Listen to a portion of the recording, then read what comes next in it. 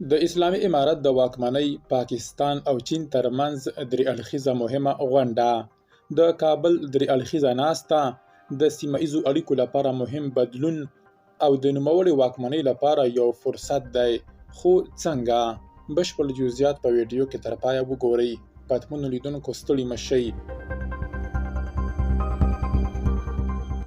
ډیپلوماټ ویبپاڼې لیکلي په داسې مهال کې چې طالبان له نړیوالو بندیزونو او سیاسي انزوا سره مخ دي، په کابل کې د چین، پاکستان او طالبانو ترمنځ راتلونکې درې اړخیزه غونډه کولی شي په سیمه ایزو اړیکو کې یو مهم بدلون او د طالبانو لپاره یو فرصت وي.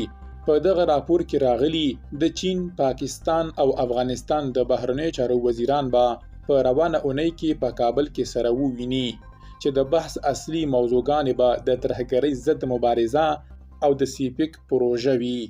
د راپور له مخې چین، افغانستان او پاکستان به چهارشنبه د زمري پر 29مه نیټه په کابل کې غیر رسمي درې اړخیزه غونډه وکړي. د پاکستان د بهرنیو چارو وزیر اسحاق ډار، د چین د بهرنیو چارو وزیر وانګ یي او د طالبانو د بهرنیو چارو وزیر امیر خان متکی به په دغه ناسته کې د سیپیک پروژې او امنیتي همکارۍ په اړه خبرې وکړي.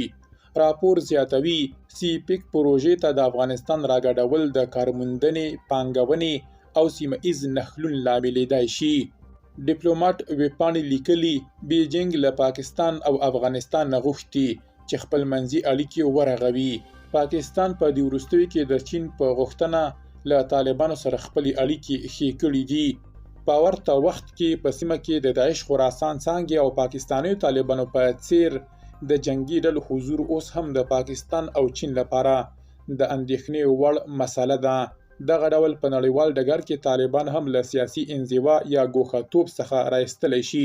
خو د دغو دریو هیوادونو د پریکړو په پایله کې د پروژې عملي کول به بیا هم ستونزمن کار وي.